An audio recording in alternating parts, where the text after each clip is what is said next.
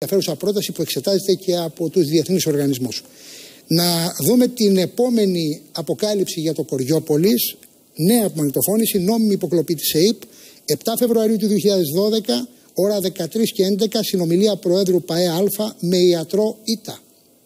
Έλα Πρόεδρε, τι γίνεται, τι έγινε, εντάξει, τους ξεπατώσαμε, λέει ο Πρόεδρος. Καλά, είμαι στο εξωτερικό εγώ τώρα, είμαι στο Μάστρικτ, έχω έρθει για μια δουλειά, πανεπιστήμιο. Ναι. Είδα όμως τα σχόλια χθες και αυτά, είδα το παιχνίδι στο ίντερνετ. Εύκολα, έτσι, δεν κινδύνεψε πουθενά. Εύκολα δεν θα πεις τίποτα. Αλλά το θέμα είναι ότι 2-3 πρέπει να τους πιάνει πολύ αυτή η βιταμίνη.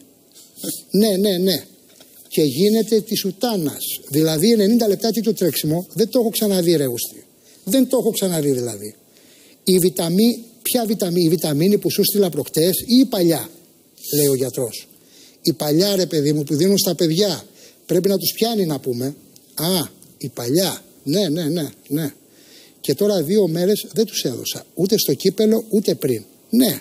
Και πρέπει να τους μίλησες μια φορά. Γιατί στο κύπελο πρέπει να ψιλοσερνόντουσαν λίγο. Ήταν και κουρασμένοι. Ναι. Και χτες να πούμε τι πράγμα. Δηλαδή όχι όλοι αλλά 2-3 τους πιάνει πολύ. Τους αμάτι μάνα. Ναι. Καλά.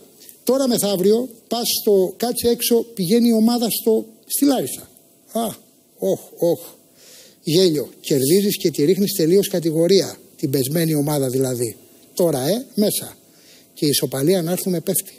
Και η ισοπαλία. Ναι. Εντάξει τώρα να πούμε. Δεν μου λες. Το κύπελο πότε είναι ο επόμενος αγώνας. Ο πρώτος αγώνας με τον Ατρόμητο. 2 του μηνός. Θέλω και από τα 2 αυτά να ξέρεις. Τις βιταμίνες εννοεί. Ναι, καλά. Λοιπόν, καλά θα τα πούμε γιατί εσύ πότε γυρνάς. Τώρα, σήμερα το μεσημέρι γυρνάω. Είχα έρθει για ένα σεμινάριο εδώ στο Πανεπιστήμιο. Άντε, καλή επιστροφή, θα τα πούμε. Άντε, ευχαριστώ. Έλα, γεια. Άντε, γεια.